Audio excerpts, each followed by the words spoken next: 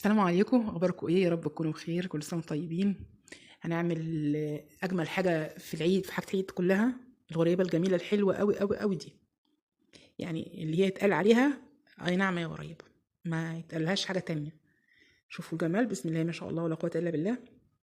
بمقادير سهله قوي وبسيطه قوي قوي قوي. آه، مش عارفه اقول ايه، بس هو من غير مقادير بالبركه هتطلع معاكي. يعني حاجه كده فاخر من الاخر. نشوف المكونات باذن الله ونحط لايك. المقدار اللي معايا، اللي انا ما يعني في الغريبه بالذات ما بحطش مقدار غير السمنه بس. سمنه مش زبده. الغريبه عشان تنجح معاكي تعمليها بسمنه مش زبده. انا خدت مقدار السمنه اللي انا عايزاه بقى. شوفي انتي متوفر عندك قد ايه. انا حطيت بالظبط ربع كيلو. ربع كيلو سمنه. كنت حطاها في التلاجة، انا طلعتها قبل ما اضربها كده ايه بتلات اربع دقايق كده، يا دوب فكت شويه. معاها 150 جرام سكر. الدقيق انا معايا دقيق اهو. زي ما تاخد بقى دقيق، مش هقول لكم الدقيق قد ايه. هي على ما تلم في ايدك خلاص. يبقى ربع كيلو سمنه، عليهم من 100 ل 150 جرام سكر حسب ما انت بتحبي حلاوتها، بس مكتريش عن 150 عشان ما تسحش معاكي. هنضربها بقى ضربه حلوه كده بالمضرب او بايدينا. احنا كنا زمان بنضربها بايدينا، يعني بنفضل نضرب نضرب يعني لحد ما تبقى زي الكريمه كده. على فكره السمنه هنا لونها يعني مصفر شويه عشان احط لها كركم. دي سمنه بلدي. يعني القريبه يفضل ان هي سمنه بلدي. ما عندكيش سمنه بلدي عادي مفيش مشكله، اعمليها من السمنه اللي هي بتاعت العلب دي، اي سمنه.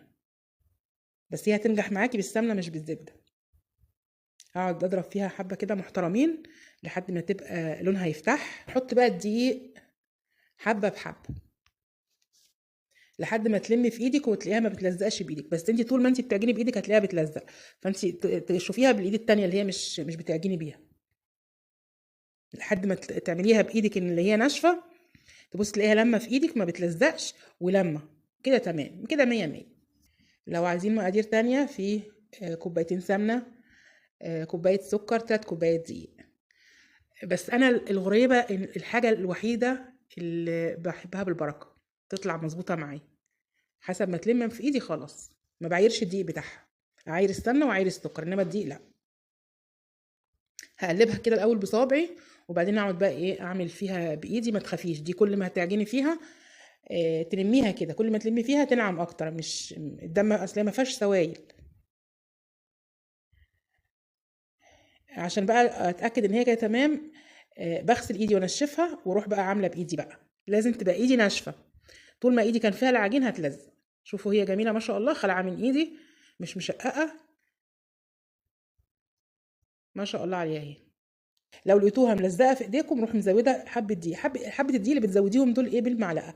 يعني دول نص معلقه وتشوفي خلعت من ايدك خلاص كده تمام.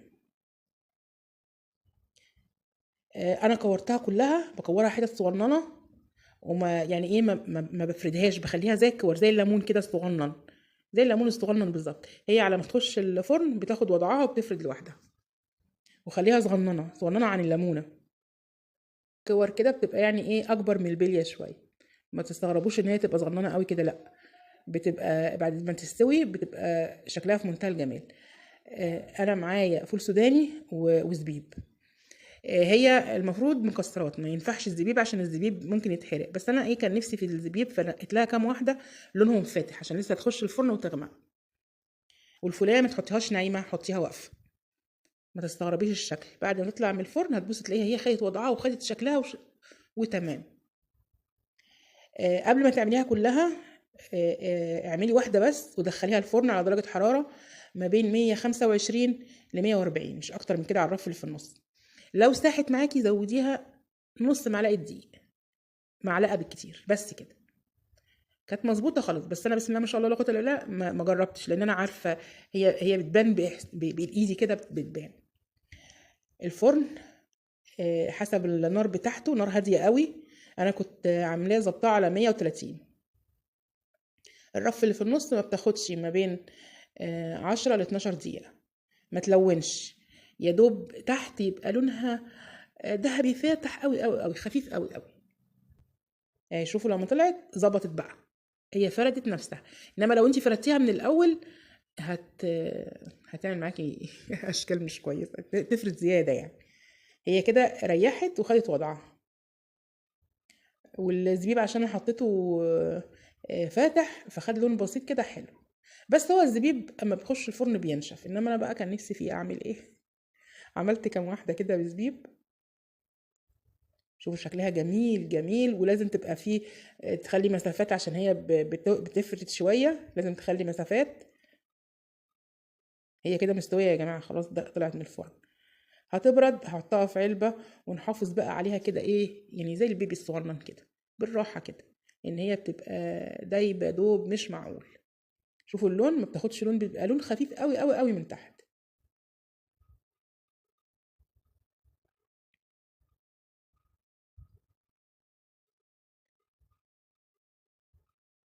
كانت بجد فعلا تحفة تحفة. شوفوا لما قربت الموبايل الكاميرا يعني لونها فتح.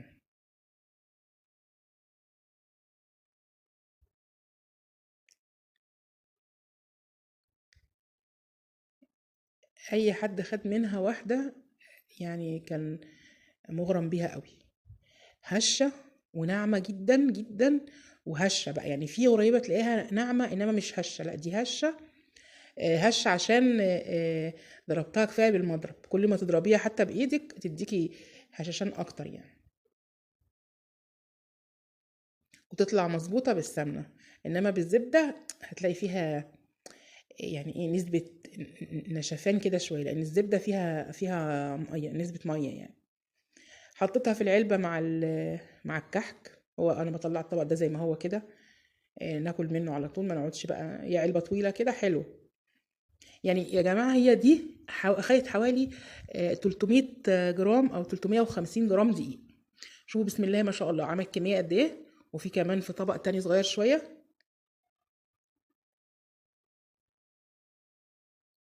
والبوتيفور جنبها يجنن يعني بجد. جربوا كل حاجة والله مش هتندموا، هتدعوا لي بجد. واللي بيجي يعمل يعني حاجة بسيطة بحاجة بسيطة كده ما تكتريش يعني. انا عاملة هو ربع كيلو سمنة، بسم الله ما شاء الله عمل لي كمية كويسة جدا جدا جدا.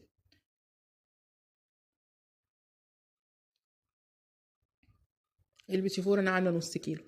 الكحك اللي عاملاه كيلو. البسكوت عامله نص كيلو. فبتجمل في الاخر حاجات كتير وحاجات كويسه، حاجات حلوه جدا. بتبقى كميات حلوه ما شاء الله. انا عجباني الغريبه قوي. ايه رايكم؟ تستاهل لايك صح؟ اللي وصل معايا لحد كده يحط لي لايك. الف شكر ليكم. وجربوها باذن